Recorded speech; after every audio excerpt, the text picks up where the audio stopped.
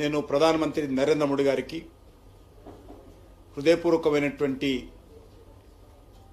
ధన్యవాదాలు తెలియజేస్తున్నాను. దేశంలో ఒక సానుకూలమైనటువంటి మార్పుకు ఈ కులగణన చరిత్రాత్మకమైనటువంటి చరిత్ర పుటలలో చిరస్థాయిగా నిలిచిపోతుంది. నిన్న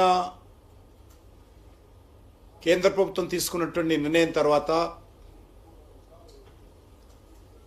ప్రతిపక్ష పార్టీలు రాజకీయపరమైనటువంటి నాటకాలకు తెరలేపుతా ఉన్నారు.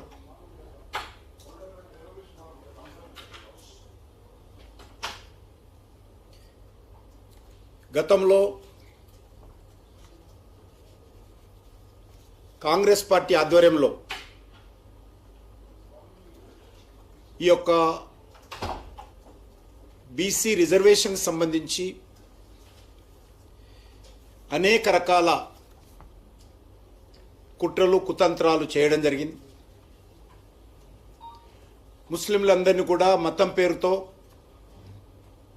బీసీలో చేర్చడము,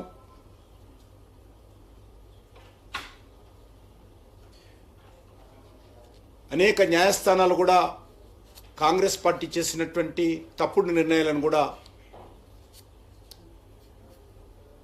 మనం చూశాము. ఇటీవల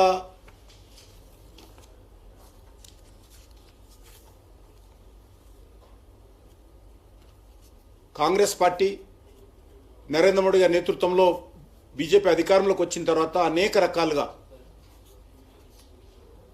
షెడ్యూల్ క్యాస్ట్, షెడ్యూల్ ట్రైబ్కి సంబంధించినటువంటి రాష్ట్రపతుల ఎన్నికలను కూడా వ్యతిరేకించిన విషయాన్ని ఈ సందర్భంగా మనవి చేస్తా ఉన్నాను.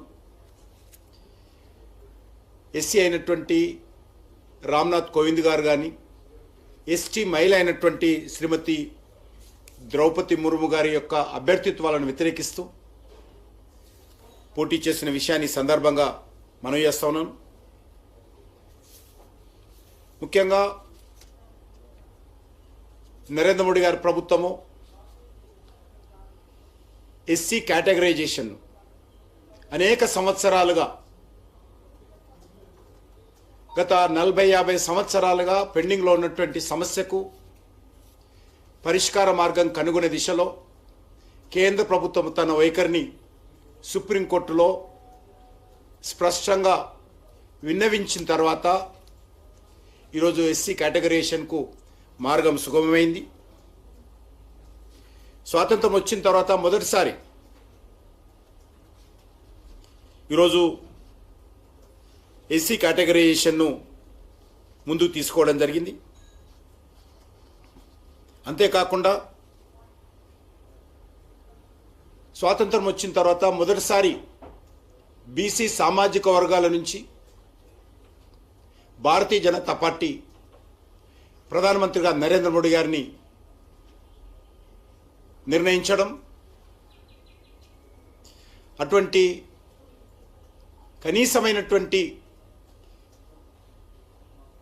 ఇంగిత జ్ఞానం లేకుండా కాంగ్రెస్ పార్టీ నరేంద్ర మోడీ గారిని ఏ రకంగా చిన్న జాతి అని, తక్కువ కులమని,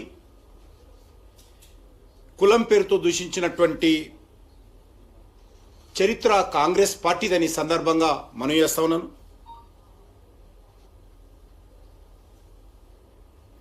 కాంగ్రెస్ పార్టీ మొదటి నుంచి కూడా బీసీల పట్ల మొసలి కన్నీరు కార్చడమే తప్ప చిత్తశుద్ధితో వెనుకబడిన వర్గాలకు అభ్యున్నతి కోసం ఏనాడు కూడా పని చేయలేదనే విషయం అందరికీ తెలుసు.